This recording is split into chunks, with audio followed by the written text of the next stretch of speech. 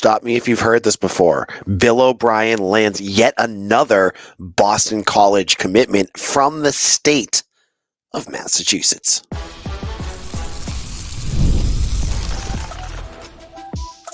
You are Locked On Boston College, your daily podcast on the Boston College Eagles.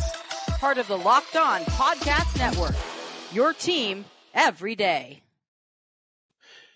Hello, everyone, and welcome. This is Locked On Boston College. I am your host, AJ Black, editor and publisher of Eagle Insider, part of the 247 Sports Network. Check out my work there. Today's episode is brought to you by Monopoly Go. Game off. We got to talk more about good Monopoly Go, the fast-paced game that lets you team up with friends for tournaments to unlock awesome prizes like unique stickers for trading, cool playing pieces, and hilarious emojis for taunting your friends.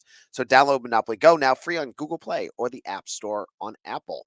So one of the big things that we've talked here on Locked On BC about has been recruiting, and we're going to get into Bill O'Brien's latest masterpiece. We're going to also look at the transfer portal for both a current name that everyone wants to talk about. We all got to get into that TJ Power, excuse me. I want to give a little update on a recruiting name that for hockey. I'm going to get some hockey talk in here. That you're going to want to know about who's going to really change the game at BC. And finally, BC basketball has a few more names that you might want to know about. We'll talk about those on today's show. But let's kick it off with some football recruiting talk. As BC on Saturday landed commitment from Catholic Memorial running back Mekhi Dodd. Now, Dodd is, I think he's like 5'10", 6 feet tall, around that, about 200 pounds. Only has offers from BC and UMass. But I would say for the folks that are worried about that, he's a 3-star. He's rated an 86, so he's not bad in terms of ratings. Reason why his recruitment was a little slow was because he hurt his knee last year. He had a bad knee injury and he missed the entire season, most of the season. When you can't put film out there, it doesn't catch the attention, especially when you're stuck up in Massachusetts, of other programs. So for those folks that are like, whoa, why isn't he having any other Power 5 offers? Well, there's your reason. I've heard from a lot of people that like Massachusetts football that when they saw him when he was healthy, that he is a guy that is more likely to run over you than run around you or try to juke you. He's a big physical running back, good size. I think, once he gets his knee back to where it needs to be that kind of running back again, I think he'll be good. And I think this is a good steal, right? Catholic Memorial in Massachusetts, where Dodd is from, is probably one of the top 2 or 3 programs in the state of Massachusetts in terms of college football, bringing up recruits. You look just at BC itself. Just look at the roster Boston College has under Hafley. Hafley really kind of kicked it off. Got to give credit to him, but also under O'Brien. There's a ton of Catholic Memorial connections there. You start with the staff, right? Jonathan DiBiaso, their quarterbacks coach, who was with Hafley as I think an analyst or an assistant. His dad is the head coach at Catholic Memorial. That program is very good. So you've got it in there on the staff. But then you look at the players that they brought in. You have Jaden Skeet, going to be a starter this year. Max Tucker, going to fight cornerback. Going to be fighting to start. A real diamond in the rough with him, too, because, BC only offered Max Tucker a couple years ago, like a week before he was about to sign, and I forget what school it was, but it wasn't like a big program. And he's kind of stepped it up a bit, too. Datrell Jones, good spring, running back from BC. Marcelino Antunes, who is going to be right now on 247, is the number 2 recruit in the state of Massachusetts, is committed to BC from Catholic Memorial. So you see what I mean, right? And those are just the ones that BC lands. There's been a couple too, if you follow recruiting, that BC was interested in that ended up at bigger programs. You go back 2 years ago, it was Boubacar Traore, big defensive tackle, ended up at Notre Dame. He was committed to BC at one point under Hafley, and then he dropped it once he got his Notre Dame interest, and he took off, right? And then last year it was Gerby Lambert, who was a blue chip offensive lineman, and he ended up at Notre Dame. So yeah, Notre Dame has done a nice job in that area too. But I look at Catholic Memorial and say this is a program that's perfect for BC to um, make inroads with, because yeah, you see schools like BC High or Everett, they're going to have a couple guys here or there, but Catholic Memorial, more than any other program, maybe other than maybe like Springfield Central, and you could argue that maybe there's another one too. Everett might be one, right? That there may be one that has more regular talent, but I honestly think CM is the big one right now. But this connection, this getting Dodd, just again shows that Bill O'Brien has been dead serious when he said that he wants to get, you know, a ton of good talent from New England to play here. You look at what he's done in just 2 months, and it's Griffin Collins from Worcester Academy, a linebacker, committed. Marcelino Antunes from CM, I just mentioned him. He committed. Micah Amity, a defensive lineman from Zvarian Brothers, he committed. You now have Mekhi Dodd, he committed. So you're seeing that, and it's not going to stop because you've got guys like Tommy Rupley, who I think would be a BC lean. He's from Belmont Hills. He's got a ton of offers, but he's doing the whole slow checking everything out process. There's Hardy Watts, who would be the cream of the crop. And, I've talked about him on this podcast. He is from um, Dexter Southfield, and he is going to be a 4-star, but he has offers from everywhere. But I've heard he's going to probably still take a visit to BC, even though he has offers from Georgia, Clemson, Alabama, you name it, he's got those offers. So credit when credit's due. Right now, Bill O'Brien's doing a nice job in state. He's doing a real nice job. And I think, he's got a vision in front of him, and I like it, which is you're not going to make your whole team Massachusetts kids because your team would be bad. Your team would not be competitive at the level that you need it to.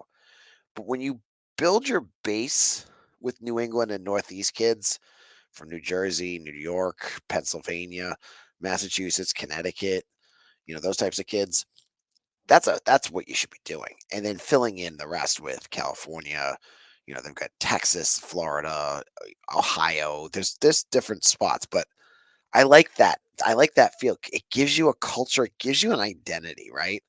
And again, BC needs to fight the reputation that they're irrelevant in this area. And Bill O'Brien seems to be saying that, to recruits, that's not the case anymore. We're going to make this a big program here. We're going to make this team exciting and catch attention again. So Dodd, you look at the numbers and you're like, yeah, but he's a top 10 in Massachusetts. If he has a big year, he could, get more offers. And he again, though, fits into that mold of what O'Brien is trying to do. Now, in a moment, let's get back to basketball. It's been a couple days since I talked about it. I'm sure you got questions. What is going on with TJ Power?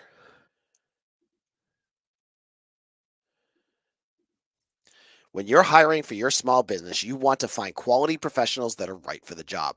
That's why you have to check out LinkedIn Jobs. LinkedIn Jobs has the tools to help you find the right professionals for your team faster and for free. LinkedIn isn't just a job board. LinkedIn helps you hire professionals you can't find anywhere else, even those who are actively searching for a new job but might be open to the perfect role. In a given month, over 70% of LinkedIn users don't visit other job sites. So if you're not looking on LinkedIn, you're looking at the wrong place. LinkedIn is constantly finding ways to make the process easier. They even just launched a feature that helps you write job descriptions, making the process even easier and quicker. So post your job for free at linkedin.com/lockedoncollege. That's linkedin.com/lockedoncollege to post your job for free. Terms and conditions apply.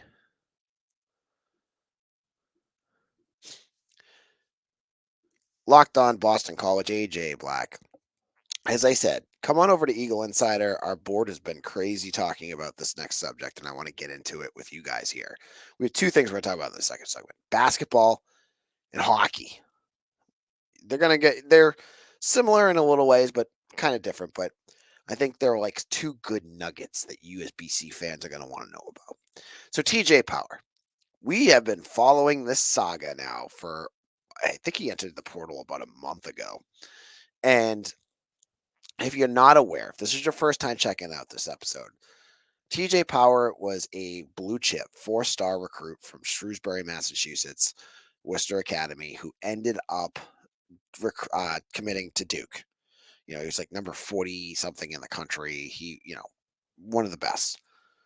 And it was between BC and Duke at that point. Now, he didn't play much this year. He averaged like 2.5 points per game.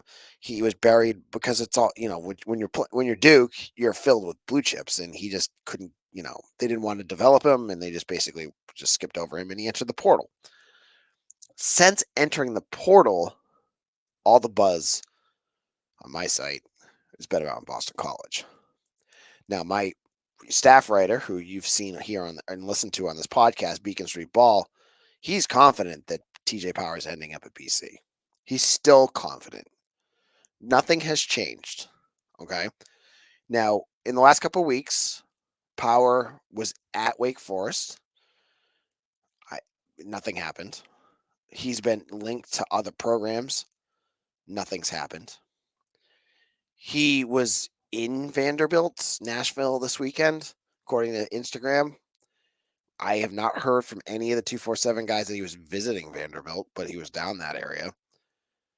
I still believe that nothing has changed. When you look at how Earl Grant in this program deals with transfers, they deal with announcing things. They are so low key. It's kind of and they do it in such a way that's very different than other programs. Other programs, you get the like alerts and the gifs that are saying like, hey, sound the alarm and put the lights up or whatever. Don't shut the door on the way out. They can make a big deal of it. BC has a tendency, and we've seen it before, where they'll have a guy visit, he'll sign that day. You won't hear about it for like a week. You won't hear about it for a couple weeks. And that's the way they like it. They like to keep things quiet. So there's the possibility that Power's done deal already. I've heard that from Beacon said, he's been all over our board saying, and you see him on Twitter, he's saying it's done. I have a crystal ball on 247. Now, the UVA and Wake Forest writers don't agree with me. They're free to. I'm not going to argue with where their sources are coming from. That's their sources, but I could tell you what we know comes from good stuff, right? So I still feel, and I know you guys are nervous about it, and I get it, that TJ Power is coming to Boston College. I still believe it. I don't think things have changed. Okay. Why hasn't it been announced? I don't have the slightest idea. I don't know if he's just having fun playing out the system a little bit, if, they're just waiting for something, if it's a marketing thing. I don't know. But I know you guys are probably, some of you are hitting that refresh button on Twitter to find out, or on my site looking for more info. I know the anxiety is there. The doom and gloom Eeyore phase of being a Boston College fan sometimes makes it easy to overshadow what's going on. But I still haven't changed what I thought here. And I have not moved my crystal ball, and I won't be unless I hear something else. And this has been a couple weeks now since I put it up. I have not changed it, and unless I hear something drastic, I'm not changing it. I still think he ends up at Boston College. Now, let's switch over to basketball for a second. Yeah, we just talked about basketball, AJ. Let's talk about hockey for a second, because I don't pay attention to the junior events that go on. I have enough in my life. I can't watch everything. But they had the U18 World Championships this weekend, or the last week or so. And BC commit James Hagens broke Nikita Kucherov's all-time scoring record in the U18 World Championships with 22 points. So BC just lost Cutter to the pros, and it sounds like everyone else is staying in terms of big talent. Will Smith, Perot, and Ryan Leonard, and you're going to bring him back. And there's other talent, Stiga. They've got a couple other guys that are coming that are very talented as well. But just like BU got a boost this year with their defenseman that is going to be a number one draft pick. This kid Hagens is projected to be the number one draft pick next year, and I believe he's going to be on. Everything I've read, unless BC Hockey Blogger can prove me wrong, but I was going through it, and it sounds like he's coming this fall. That's going to be such a huge boost, dude. Folks, BC hockey is so back. Like this wasn't just a 1 year fluke where you got like lightning in the bottle with those three kids. They're building and building and building with talent upon talent upon talent. This is like in football, like grabbing, the number one recruit in a class, right? Like the top recruit, the top quarterback. BC has that, and he's already proving it on the big stage. So you're adding this to an already electric BC offense. That, my folks, my friends, is exciting. And that is why Greg Brown has got he's got that mojo going again. Things are going back to the way things were at BC. Back in the Johnny Gaudreau and like Jerry York in the prime days. Like they're recruiting at a super high level again. And they're just, you know, they're not rebuilding. This is not a rebuilding team anymore. This is a reloading team. And when you're a blue chip program, we don't get that in basketball and football, but we get it with hockey. When you're a blue chip program, you just keep bringing in these elite recruits. And when they are doing that and then getting to the NHL, getting drafted because of how they play, both before they get to BC and at BC, but also when they get to BC and they're winning championships, Hockey East, Bean Pots. They didn't win Bean Pot this year, but they won Hockey East, making it to the finals of the college hockey playoffs. That, again, it's like a cycle. Like you're going to get good recruits who are going to get you to that level. They're going to catch the attention of other recruits who are going to get you to that level. BC hockey, like with the guys like James Hagens, he's got a brother coming too. This is why BC hockey gets to the point where it gets to. It feels like it hasn't been like this for about 10 to 12 years. You've had talented players, but right now it just feels like you look at the reports that BC Hockey Blogger puts out about recruiting, it's like another blue chip and another blue chip and another big name and another big name. And it's just constantly Greg Brown doing what you hoped he could do. They got Teddy Mutrin, Scott Mutrin, I think it's his nephew, who's a very high rated recruit coming in. So I wanted to bring this up because this Hagens is on the national level doing big things. This is what the kids that we saw this year do. I think it was either Will Smith or Ryan Leonard that had a monster U18 too. So like they've got something going here at BC, and I can't wait to see what this team looks like come the fall again. Now, in our last segment, I want to give you a name to watch for basketball. There's still a few recruiting transfer portal spots available, or recruiting if that's what they want to go. We'll tell you who it is and why you should watch for them in just a moment.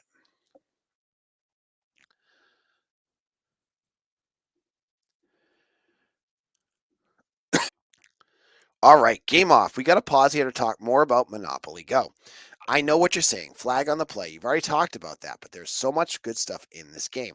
In Monopoly Go, you can team up with friends for time tournaments where you work together to build up each other's boards. The more you win together, the more awesome prizes you unlock, and there's so much more to get. With unique stickers, you can trade with friends, cool new places to travel on the boards, and hilarious emojis to taunt. I love taunting. Taunting is my favorite. So plus Monopoly Go has always changing things with new treasures and robot pachinko machines and massive multipliers. This game is constantly changing. There's so much to check out. So make sure you check out Monopoly Go and get off the bench and download it free on Apple or the Google Play Store.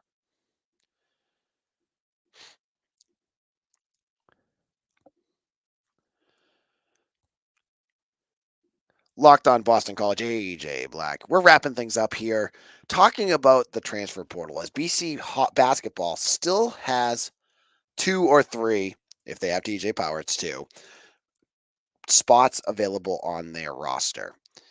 And as I said, BC basketball does things, they move in silence, right? They don't tell you what's going on. You don't know about the visitors because the kids don't usually talk about it in basketball as much as they do in football. And the coaching staff likes to keep it quiet.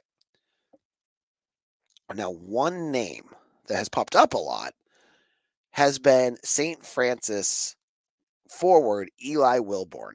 Eli Wilborn is from, he played in Massachusetts. I think he played out west, originally from Middletown, Connecticut. Averaged as a freshman 10.8 points, 7.4 rebounds, and had 1.6 blocks on its way to becoming the NEC's Freshman of the Year.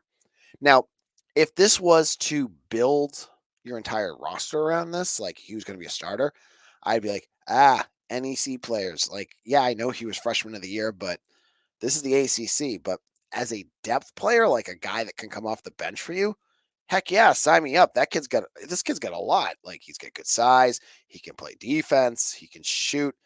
He never was asked to shoot 3-pointers. So if you look up his ESPN scores, like I think he shot 17%, but I think he only shot 6 3-pointers the entire season. So that's not even like an accurate read of what he can do from deep. But I've heard BC was really interested. I think there was a Twitter account that said something like BC's in the driver's seat. And it was a guy that's pretty reliable, but he may be a name to watch for. I still think with basketball, all of a sudden we're going to hear about some name that no one's thought about and completely out of the blue. It's been kind of Earl Grant's like out, right? Like Jaden Zachary. I remember when he landed him and Devin McLaughlin for his first year. I didn't know who either of those guys were. Completely kind of out of the blue. So I expect that again. So that's kind of wrapping things up. We're still waiting on power. There are in football right now, there are 3 what we call silent commitments. These are guys that have pledged to BC, verbal, but they haven't announced it yet. And I can tell you the 3 of them are going to announce when they get to official visit season. So that's in like a month. But there are 3 good news. You're just waiting to see who it is, right?